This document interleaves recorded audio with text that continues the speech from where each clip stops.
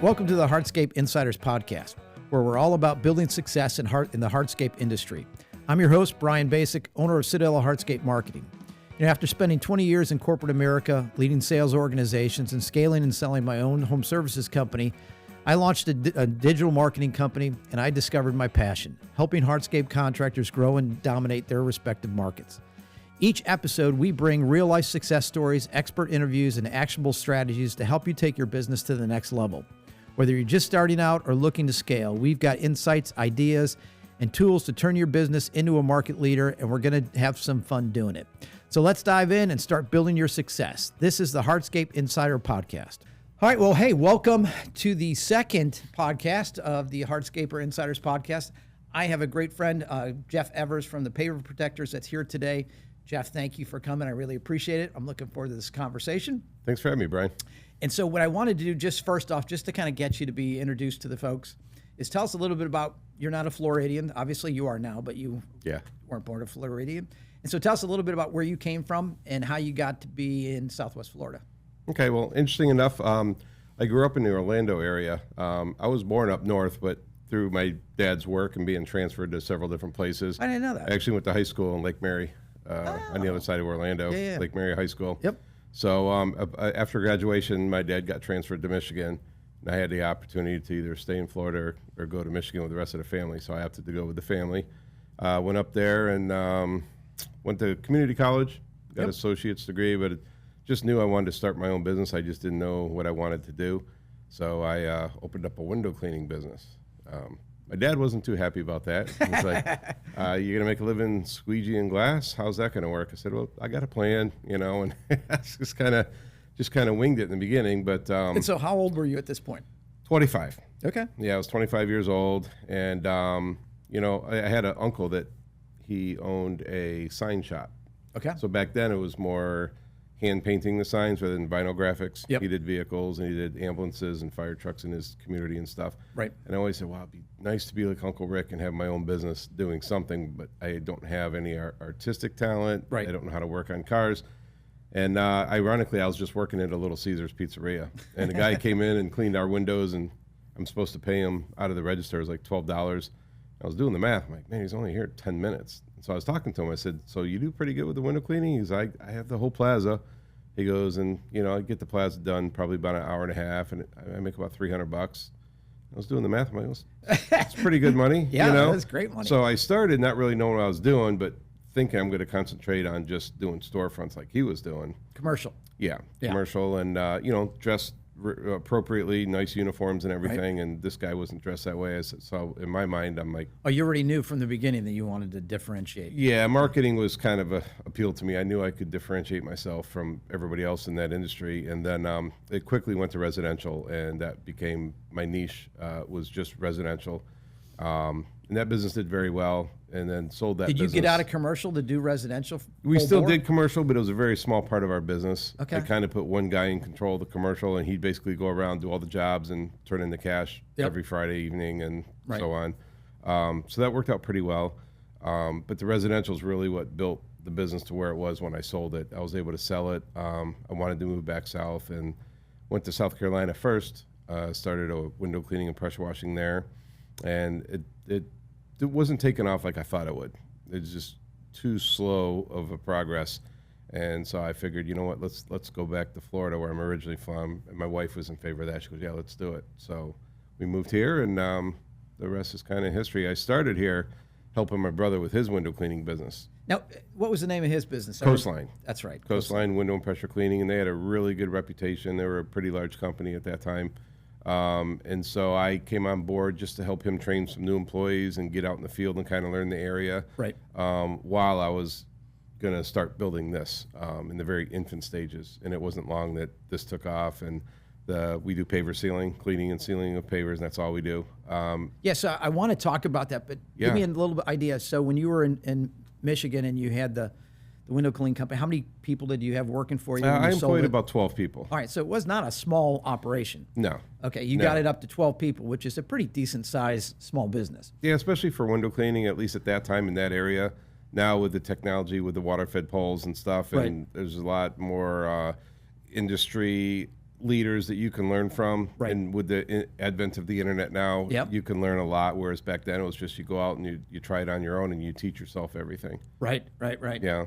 And so in Michigan, it's also not a full year type of thing. It's very seasonal, right? I made it a full year thing. Okay. Well, So when we talk about processes and scaling your business, Right. so we had a dilemma. So we figured that every winter we hit this slowdown. sure. Some people would call it a schedule, but not really. Before Christmas, they're having Christmas parties. Right. And up north, they got these big pieces of glass, and they want to be looking outside. Whereas here, a lot of people cover them up because it's so hot and that sun's coming through the window. You know, let's block the sun. Well, there you don't get much sun. So when it is out, you want those windows open. So I came up with a program to where if you did cleaning inside and out in the spring, we would come out every quarter and do the outside. And so the way it worked out is you would basically buy 3 cleanings and you'd get 1 for free. Okay. Is kind of how the price was structured. Right. So that program was very popular. People, if they had Christmas parties or Thanksgiving, they had people coming over, they'd always call us, hey, I want to use one of my cleanings. And so we come out every quarter, but they could use them kind of when they wanted.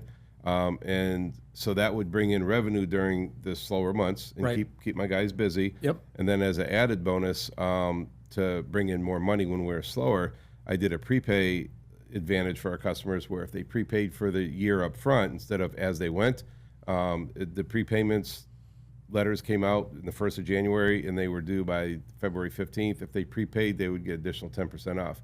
So I would bring in probably additional $40,000, $50,000 during those 2 months where really those were our real slow months where I needed that injection of cash. What a great idea. Is your hardscape business showing up online when customers are searching for your service? If not, you're leaving money on the table. At Citadel Hardscape Marketing, we specialize in helping hardscape contractors like you dominate local search, generate leads, and scale your business. From SEO to website optimization and lead generation, we know what works in the industry because that's all we do. Get a free strategy call today and start building your online presence right away. Visit Citadel Hardscape Marketing and let's grow your business together. You know, one of the things I talk about when I speak to small businesses is this idea of residual income and the power of residual income. I mean, you're in a situation, you're even going to do it with your company, I'm sure with Paver Protector, or you do it with Paver Protectors, is that, yeah, you could seal it once, but the money really is in the annuity of the cleaning and the sealing, right? Correct. And so, a lot of businesses just want to do something once and be done with the customer when there's so much more money to be made if they've come up with some way to service them for a longer period of time. It sounds like you did that up in Michigan with the windows, yeah, where most people would be like shoveling snow or doing snow plowing. You're still out cleaning windows, which is a great idea. Cool. So, all right. So tell me. So you come to Florida. You're helping your brother do his window cleaning business, and you got an idea for your own.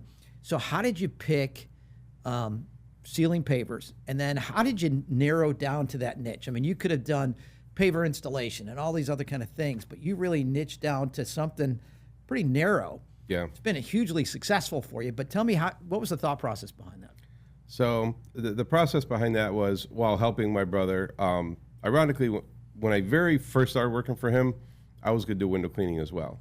And he was already planning he was taking on business coaching and public speaking, and he was looking for an exit strategy. Right. And I think he just didn't want the added responsibility of the business. So he was planning his exit strategy. And the thought was, I don't care if you compete with me because I'm planning to get out of this, or maybe you could take over my business. He goes, I don't really know. He goes, but I don't really mind you competing with me because I was going to go to Orlando. That's where I was from. So He talked me into coming here to be close to the family, which I was in favor of. But when I brought up the competition thing, he assured me he wasn't too worried about that. And the stress of running his business while he was doing his other ventures, right? It was a lot for him. And so that was the idea when I first came here. And then one day I'm out working on Sanibel Island, beautiful day. I'm just enjoying being outside. Right. I'm from Michigan. This is like paradise to me. Yeah. So I'm out there working, and he says, hey, after work, can we have a meeting? I'm like, sure. So I go into his office, and he's like, is there anything else you could do other than window cleaning? I'm like, why, what's going on? He says, well, one of my competitors went out of business, and their general manager has agreed to come on board here and kind of take over the things that I can't do when I'm doing my other ventures. And so I'm thinking of keeping it. And rather than competing against each other, if you were to open up another business where I could even feed you leads, sure, it'd be beneficial. And I'm like, I don't know what else I could do. Now, I had sealed a little bit of pavers up north, but it was kind of, I was that guy that I tell my customers to stay away from. I was kind of experimenting with it, right? I could do that. I've not done it, but I could do that, yeah. And we did, there wasn't much pavers up there, but there were some. Right. So I had some background in it, but not much. So I reached out to one of the manufacturers of one of the products that we used in the very beginning. Right. Asked if they offered training, and he sent me out to meet a contractor that agreed to let me shadow him on a job. Oh, yeah. I spent like 2 hours with this guy, and then I said, yeah, I'm going to start my own. And I kind of started from scratch at that point. And so you decided just to do paver sealing, not paver installation. Just paver sealing. I figured, you know what, installation, repairs, that kind of thing could possibly come down the road, but I want to master paver sealing first. And at the time when I broke in was in 2011. So as you know, there was maybe one other company that did paver sealing, maybe two that advertised at least that were on my radar. Right. And so I hit the ground running. And it's funny, my very first job, getting weeds out of the joints. We've got turbo tips, and we got ways to get those out. Right. I handpicked every weed with needle nose pliers out of this lady's driveway. So what now would take us about an hour and a half, I was there for like 12 hours. But you know what? I pretty much taught myself everything I know. The guy that I went and shadowed for that couple hours that one day, he became like a mentor to me and was a wealth of knowledge that I can always call on. So he was very helpful and instrumental in me getting to where I'm at today. Right. But once I got it figured out, then I kind of took it from there. And so we were talking earlier about, one of the mistakes a lot of small business guys make coming out of the gate is they think they need to get everything from everybody. So they're not going to narrow their search because they need the business. And so as a result, their marketing is I can do anything, but in doing that, they market to no one. And so that's the big mistake they make, is not niching down. You niche down to paver sealing, and it has really worked for you guys. And so, what would you say, were there a couple factors as far as how you figured out what you were, what that niche product was going to be?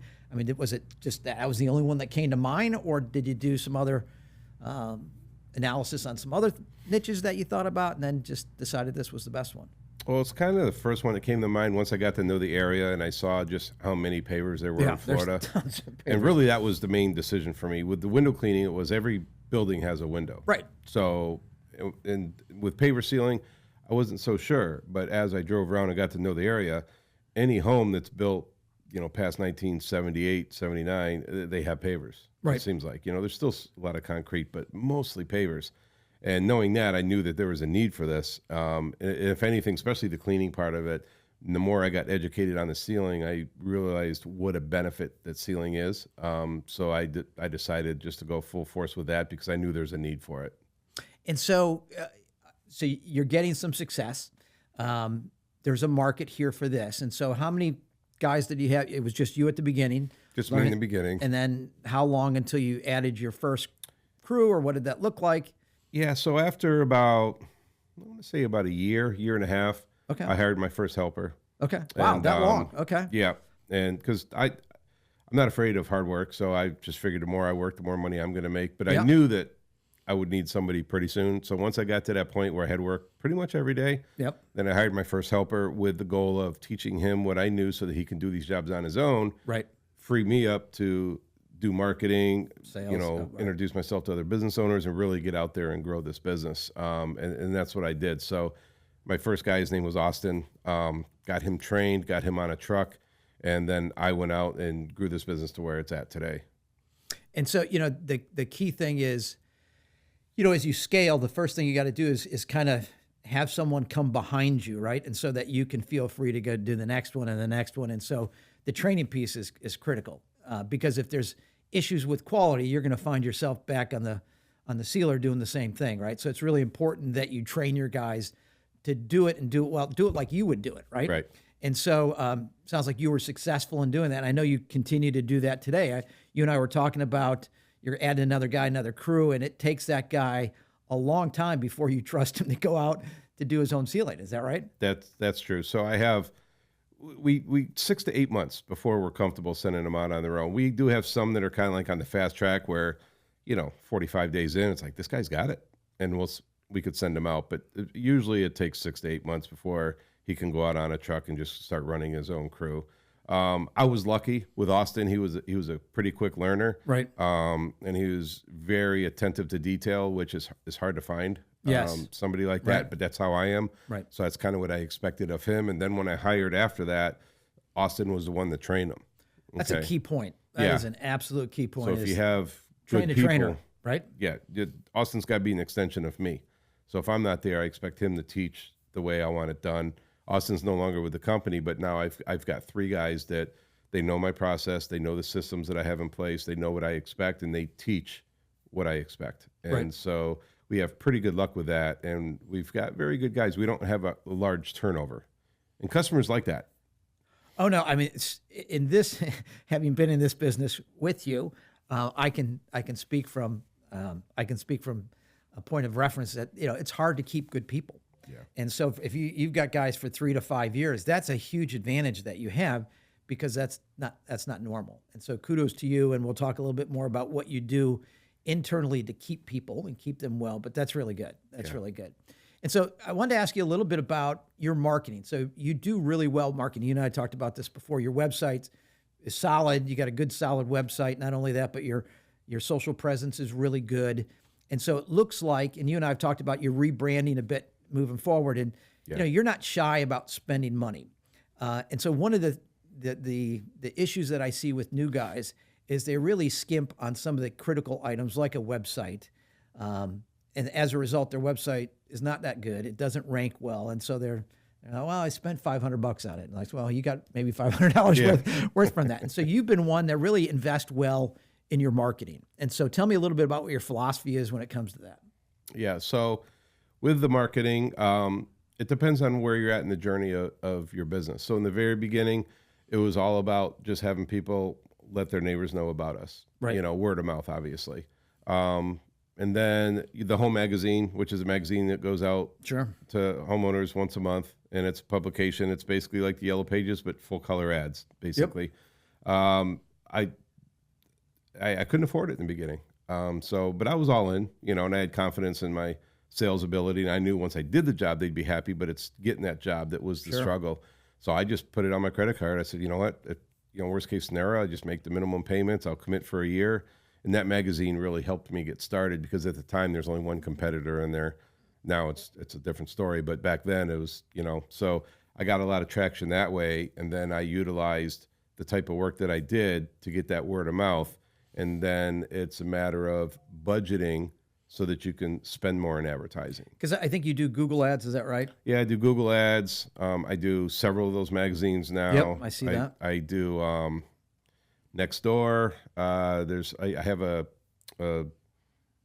he's like a marketing person for me. Yep. He does a lot of my Facebook. I do some of it as well, but he does a lot of that, and he creates the shorts that you see on TikTok and on YouTube. Right. So I mean, all in all, I spend about $25,000 a month in advertising.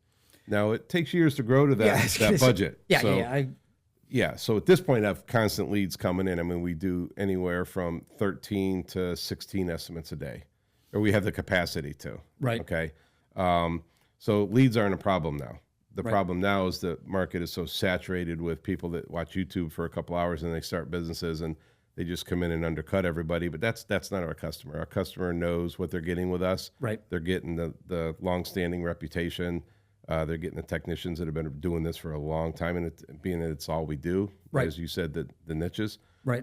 That's what separates us apart from others. And we do have very good competition out there. Some good companies out there, as you know. Right. So it's just a matter of, doing the good job and getting them to repeat. So we have a maintenance program with this business too. Sure. And with the maintenance program, they actually get the clean and seal, and they get 2 additional cleanings to be used within the next 2 years. And then when it comes time to reseal again, they're guaranteed that price for life as long as they remain on that program. So we get people that are very excited, like, wow, so you'll never raise the price on me? I'm like, if you keep repeating, no. Wow. But the way that works for me, because people say, how can you do that? Well, the average homeowner lives in their home 5 to 7 years. Right. So there's going to be some that live there for the rest of their lives, and I'm okay with that, because the reason is with the maintenance program, they're getting 2 additional cleanings. That's 3 visits to their house. And if you've seen my trucks, they're like driving billboards. They're all over the place. People hear about us, hear about us by seeing our trucks on the road nonstop. So that's the neighbors see our trucks, 3 times a year. Right. So just for the one house. Right. So that leads to more customers. So it's worked out very well for me, and my customers love it because they can budget. Because paver sealing, depending on the size of the property you have, it could be a big budget item for a lot of people. Sure. So this allows them to budget for it, and they don't have to worry about any increases. Want even more Hardscape business tips, insider knowledge, and network opportunities? Join our Hardscape Contractors Mastermind on Facebook. Connect with other Hardscape business owners, share your success stories, ask questions, and get exclusive content from our guests.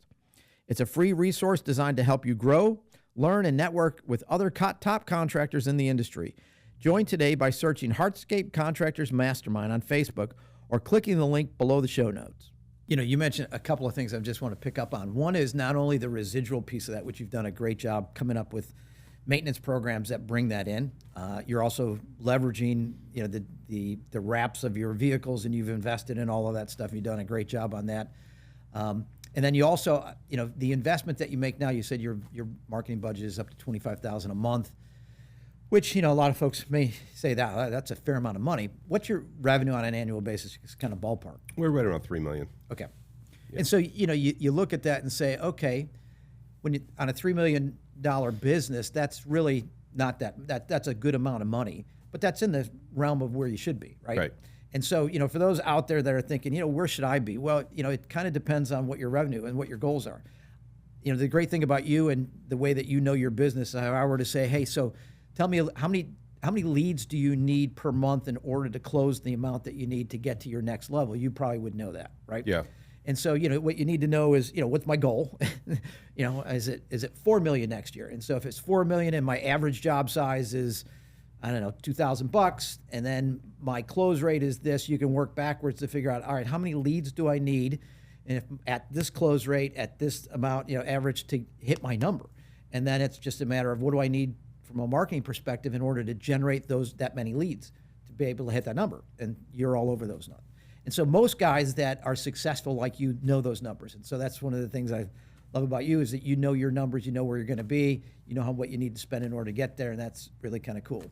And Yeah. so tell me a little bit about, all right, so now you're a $3 million customer. Where do you take this next? Do you want to, I don't know how big you want to get. I don't know if you want to franchise this thing. I mean, are you thinking about those things now? I mean, what's your thought process as the entrepreneur? Because you've kind of worked your way out of the daily operations. Is that right? Yeah. At this point? Yeah. So still involved in daily, but it's basically doing the things that I want to do. Doing things like this. This is the type of things that I enjoy. Yep. Talking to other business owners. And really my main motivation now at this point is taking care of my employees. Obviously, customers first. That's what gets us to where we're at. Right. But investing in my people. So in the beginning, it was just me, and I paid Austin hourly, and it was a good wage. I've always been one of the highest paid employers of paver sealing in the industry, but that attracts the better people. Right. So my goal now is to take care of my people and to grow the business so that I can better take care of them. So let's just say hypothetically, if all my guys can make $300,000 a year and be super wealthy or whatever you want to call that, I'm great with that. Means you made a lot of money. I've made a lot of money, right? And we still do. Yep. But my focus isn't all about padding my pockets. It's about taking care of my people, because if they feel like they're taken care of and they respect the job and they have pride in the work that they do, it's going to show in the work that they do, which just results in more customers. Right. So where I'm at now, I've been approached about franchising by a lot of investors and people. I get 3 emails a month. People want to buy my business. So I'm not interested in selling the business. Retirement, to me, my financial advisor asks me all the time, so what's the exit strategy? I said, really, retirement for me is owning the business and working on the parts of the business that I want to work on and delegating the things that I don't want to work on. Sure. And I have an operations manager. He takes most of the stuff that I don't care to do. Right. So really, if I really wanted to break it down, I can work 4 hours a week and everything will be fine. My staff is, I've delegated enough stuff through systems and processes where I can pull myself away. But I enjoy being out there and doing it. Even dealing with customer complaints, I enjoy that, because once they meet me and we make it right, they're so happy, and it leads to another positive review. And to me, it's like, how many good reviews can I get? It's I take a lot of pride in that. It's funny. I remember, people don't understand how challenging paver sealing can be. Having done it before, we've messed it up so many times. Because you learn as you go through, on not only what products to use, but also, from the situation, what's underneath the pavers makes a big difference on absorption rate of sealant and all that other kind of stuff. And you learn that, I won't say the hard way, but I remember many times having customers that were not happy and going to do the same thing that you did and making them happy, stripping it down, redoing it at my expense. And we turned a 1-star into a 5-star because they're just not used to that, right? And so that's how you get 1,000 reviews, or over 1,000 reviews, which is where you guys are at today. Tell me a little bit about, you talked about when you first started with Austin, you paid him a salary, and then after that, as you now build this business, how many employees do you have now? We're right around 13. Okay. Including office staff.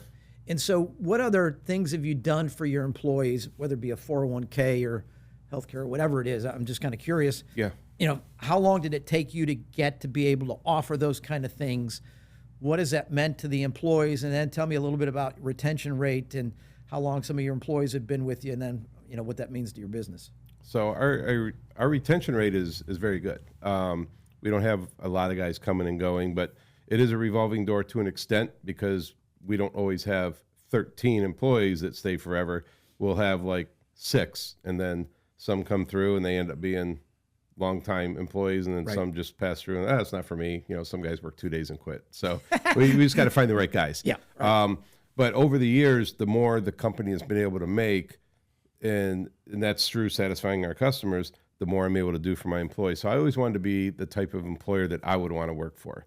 I worked a lot of jobs when I was younger. I worked in the restaurant industry. I worked for, probably way too many jobs. My wife in Michigan, she's like, you got nowhere to apply now. You've worked everywhere. Because if I didn't like it, I quit. Right. And at the same time, if I worked a lot of jobs, I felt underappreciated. Because I know the effort that I put in. Right. And if I was overlooked for a raise, or if they didn't feel me worthy enough of making a certain amount, that's why I knew I wanted to do my own business. Right. So now that I've got my business to this level, I want to invest in my people. And so the things that we currently offer, and this is, I'd say most of this kicked in within the last 6 years. Okay. Okay. So after about... And so tell me, you started when? What year again? 2011. 2011. So this is our 14th year. Okay. And so 6 years in, you're now able to kind of begin to offer. Well, 6 years ago. So that would be, do the math. Yeah. So about 9 years in. Okay. Now and I've always paid a good wage. Right. But health benefits, I was like, I can't afford that. Could barely afford my own health insurance, you Right. know?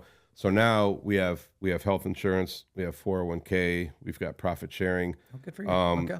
My guys get a week paid vacation right from the get-go. So from day one, because we take off at Christmas time, Yep. I pay my entire staff to be home with their families. I pay them for an entire week. Wow. Plus, we give out Christmas bonuses. Those can range anywhere from $200 to $1,500. Okay. Okay. Yeah. And then we do, we get the typical days off like Thanksgiving, Memorial Day, Labor Day, 4th of July. So PTO days. Yeah, they get paid time off for that. Right. And then after a year of service, they get an additional week off. After 3 years, they get 2 additional weeks. And after 5 years, they get 3 additional weeks. So basically after 5 years, you get a month off. One of them has to be at Christmas because we close. The other 3 weeks you can use whenever you want. You have an employee manual, I'm guessing, at this point. Sadly, no. Okay. It's in the works. Okay, good. It's been in the works for quite a while. Now with AI, I think it'll help me generate it faster. Sure. But that's one of the things where everybody's like, you got the perfect business. It's like, I don't. There's still a lot of things that I'm working on that I should have, right? So an employee manual, no. I've got rules that are kind of set up and the guys know what to expect. They know what's expected, but to actually have a manual, sadly, I don't have one, but it's half done. When I had my company, we had an employee manual. It wasn't sophisticated, but it was employee manual. And so now today, you could do a ton of different things, right? You can do training classes where a guy's going to not only go on jobs, but he can sit through some other training that you're going to give him on, customer satisfaction, what this looks like, why is it important to me? So you can do a video on that, right? And you can store it into place. And so every employee at a month in, they're going to watch the video on what Jeff says about customers, right? And you can just begin to library these kind of things so that they're all there and they're ready to go. Those are the things that we are currently working on. Oh, cool. So people say, well, what do you do in your daily routine? Because the staff handles most of all the daily tasks. Sure. Those are the things I'm working on. So I want it to where, let's just say the bathroom needs cleaned in the shop. I want a QR code on the bathroom door where they scan their phone. It'll tell them exactly step by step how Jeff wants it done. And it's going to be even stuff in the field, how to treat efflorescence, how to clean out your sealing machine. I'll have a video for everything. So those are the things that I'm going to be working on. It's a great idea. Currently putting these stuff in together now, so that way, like, to train anybody, honestly, you wouldn't even need to be there. As long as they have a phone and a QR code reader, they could do everything that we do. Because your standard operating procedures are in place. Not only that, you got a video library that goes along with the standard operating procedures that reinforce or just basically iterate what those are, and they just need to just look at that, right? Correct. That's awesome. That's what you kind of need to do. So appreciate you sharing that. Today's episode of Hardscape Insider Podcast is proudly brought to you by Paver Protectors, the trusted name in paver sealing and restoration. Whether you've just got a brand new driveway or walkway, or you've had your pavers for years, the folks at Paver Protectors can make them look new again. Don't leave your sealant project in the hands of just anyone. Pick the experts in paver sealing. With over 1,000 reviews, Paver Protectors is a go-to choice in Southwest Florida for those looking to protect their pavers and bring them back to life. Visit www.paverprotectors.com today to schedule your free estimate and take the first step towards restoring the beauty of your pavers. So tell me about some of the things. So you've been doing this now for a number of years. What have been some of the biggest lessons you've learned, whether through hardship or whatever, maybe in the first 6 years and maybe in the last 6 years? When it comes to lessons learned, it's more about just the lessons I've learned is interacting with people. Okay. So when I started my business, I would, not just this business, but even my business in Michigan, I would more or less, for lack of a better word, let employees walk all over me, because I want to be the nice guy. I want to be their friend. Right. So they would kind of come in late as they please. No repercussions to that. Right. Because I'm like, well, at least you made it. Go out there and go get them. If you need help, let me know. Just rah, rah, rah. And then through going to conventions and learning how other people run their business, I actually adapted the mentality at some point where maybe I need to be more military-like. Okay. You get away with nothing. Here's what I expect, and if not, hit the road. Right. So I've kind of morphed into kind of a combination of everything now. So now my employees know what I expect. They know what we expect as a company. They know they can't get away with stuff, but I'm also compassionate. So if there's an issue, if they've got family problems, I had a employee that was dealing with some issues, and I was willing to pay for counseling for him. I go above and beyond for my employees. Yep. Whereas before, I just always felt like I was getting walked on, and it's because I didn't have any structure. Right. It was my own fault, because it's like a speed limit, right? If the cops don't ever give tickets, is everybody going to go 70 miles an hour? Right. I'm probably not. Yeah. So there's got to be some punishment for going outside of what you do. So my brother, he shares an office where I'm at. He owns a tile and grout cleaning business, and I let him share an office in there. And his employees, sometimes they come in late, and he always says, "How do you get your guys on time?" He goes, "Your guys are an hour early." I said, "Well, they know what I expect, because right now our trucks leave at 7:00. If you're there at 7:02, we're leaving without you. So you got the day off, And if it becomes a habit, then we just get rid of you. So I don't have an attendance problem. All my guys are on time, every single one. Right. But that's the culture we built. And it takes some time to do that, and it takes learning on your part as the owner, because I can certainly relate to being walked on, wanting to give grace, but yet feeling, hey, I think this is taking it a little too far. And so putting the barriers in place, the guardrails to say, here's what we expect. Can you deviate? Maybe depending on what the situation is, but this is the expectation. And so it sounds like you've learned over the years that that's a good thing.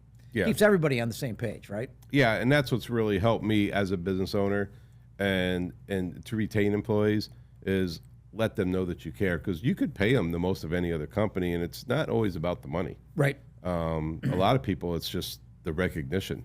Hey, good job. It's the attaboy, it's the pat on the back. Everybody wants to feel appreciated.